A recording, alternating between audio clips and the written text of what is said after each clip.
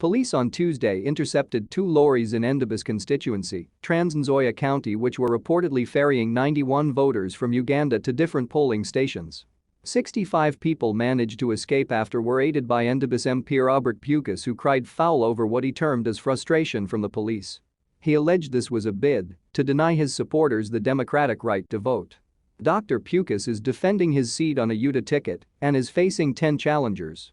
Drama ensued when the MP, who was escorting the vehicles, opened the back door of one of the lorries to aid the voters to escape. Police officers managed to seize 26 of them, believed to have been transported from neighboring Uganda. Endebess OCPD Salicio Muriathi told Nation.Africa that they had received a tip-off from the public that the vehicles from Bukwo district in Uganda had crossed the border to bring the people on board to participate in the elections. The 2 lorries were being escorted by the MP when we intercepted them in Endebess, said Mr. Salicio. According to the police boss, an argument between his officers and the lawmaker ensued, and in the process, the MP and his aides reportedly opened the doors of the lorries before the alleged foreigners scattered to different directions to avoid arrest.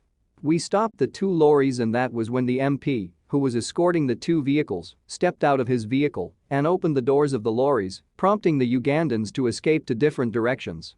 But we managed to arrest 26 who were in another vehicle, said Mr. Muriathi.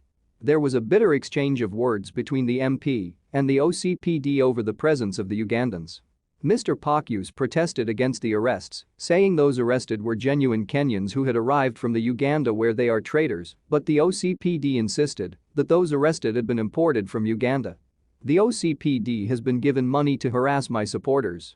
It is wrong to arrest voters who are genuine Kenyans, lamented Dr. Pakyus. Mr. Muriathi defended his actions, arguing that the MP was involved in the importation of voters. If these people are genuine Kenyans, they would not have escaped.